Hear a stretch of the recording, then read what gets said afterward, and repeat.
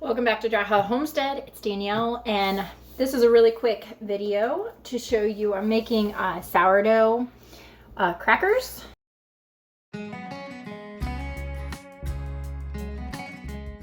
So I'm going to use probably about 2 cups for my first batch, and then I'll probably do 2 because I want 2 different flavors. But I'm going to use sourdough starter.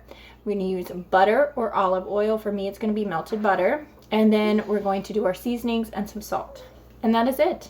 So simple, and they will be gone. They last for about a week on the counter if you can keep yourself and your children out of them. But mine will not last a day, I promise. Okay, for my recipe, for every 2 cups of starter, I'm going to use a 1/4 cup of our butter or oil. I'm going to melt butter, and you know how I measure things, so that's good. I think that's a 1/4 cup. What do you think? I'm going to melt that, and also we need to preheat the oven to 325.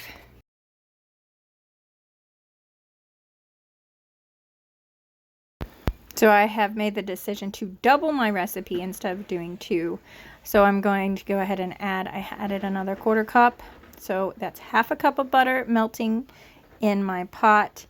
I think that is more of my winter butter because it's not quite as bright. So I'm happy to use it inside something like in this recipe instead of on top of my bread when it's a little bit of a light color. So I have our 4 cups of starter because I said I was doubling it. I have 4.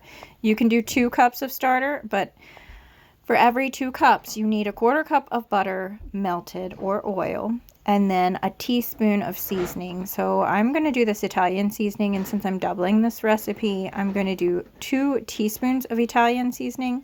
Some people like to use the herbes de Provence. I guess they get that from Trader Joe's. I don't actually have that, so I'm just using my Italian. But garlic powder and onion powder would work great too. I'm actually going to add my seasoning straight in with my melted butter. And that's an exact 2 teaspoons. That's always it's perfect. It really was the perfect amount, though. It was more like a tablespoon. But I poured that in with my sourdough starter. And then we're just going to stir it. You just need to incorporate that sourdough and the butter and the seasoning. We aren't trying to knead or get any kind of specific texture. We just really want to get all that melted butter all the way through into our starter. And since I am going to be doubling this, I will put the single directions in the description box, but it's very easy to double, and I really suggest that you do double because I made this in one afternoon and they were gone in the same afternoon, and everyone was asking for more. So definitely happy to oblige and make more, but they are definitely a hit, and with such simple ingredients you can't even say no. Like, compared to crackers that you get in the store, they are delicious and so much more nutritious. So I have a cookie sheet that I have lined with a sil mat. You can put parchment paper down if you don't have these reusable mats. And I am going to do half of my mixture because I had doubled it on each of my cookie sheets. You really want to take your time and try to evenly spread this out. Definitely thinner is better. You don't want any spots that are extra thick because they're not going to get as crispy. And when you want a cracker, you want them to crack in your mouth, right? So that's the whole point. When you're making things from scratch, there is something you miss sometimes with the crunchiness of things. And so having this in your homesteading arsenal for homemade from scratch recipes is a really important thing. To keep your family from running to the store to buy potato chips or crackers. This has such better ingredients. So many more nutritional value to it also. So I'm going to sprinkle our sea salt on top and go a little bit thick. This was the perfect amount. I would not go with less. I actually sprinkled just a little bit more on the finished product, but it sticks better if you add it now while you are making it and spreading it out than if you try to add it later. I have seen people spray their crackers when they are finished, and then add the salt, but I've really not seen the need. The salt will stick if you add it before you bake. So this is my second half. I had to hand somebody an apple. This is my second half getting spread out.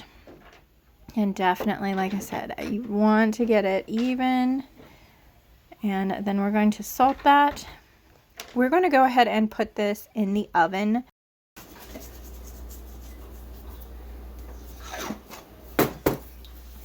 Okay, both of these are going in the oven at 325 for 10 minutes.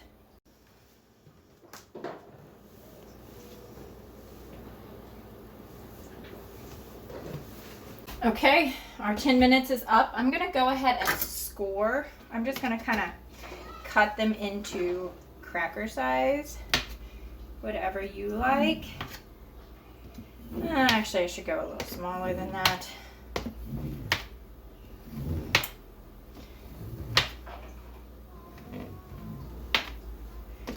Oops.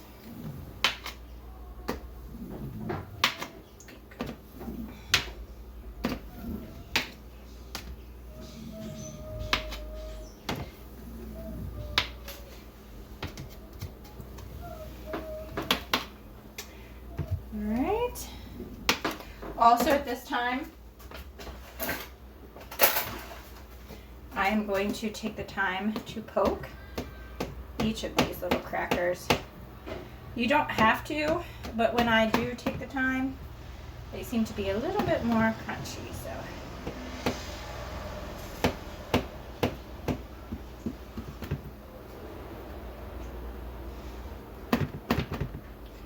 You know what? Do this before you cut, so they don't pile up.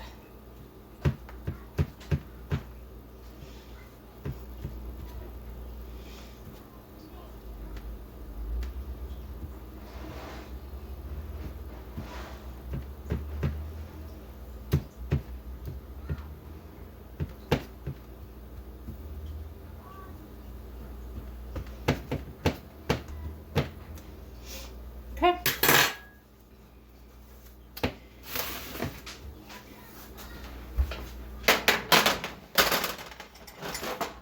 Here is our other pan. I'm going to go ahead and be smarter about this and go ahead and poke a bunch of times. This is a lot thinner, so I'm going to have to watch and make sure that I get this out probably a little sooner than the other. Oops.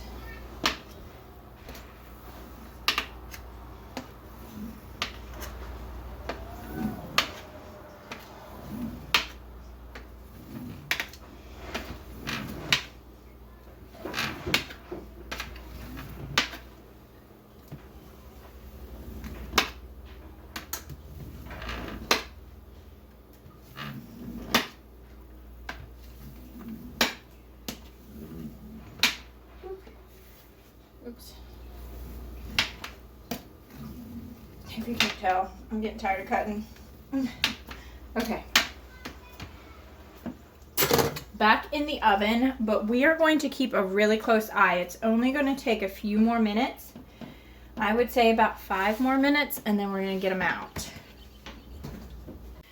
So I pulled these out. It has been 25 minutes since the last time I told you. So we had done 10 minutes and then we had cut them. My oven is kind of strange, so yours might not take that long. But every 5 minutes I checked on them and switched places with my pans because I was doing the 2. They look done. We're going to let them cool a little bit. They look nice and crispy. Ouch. Very hot.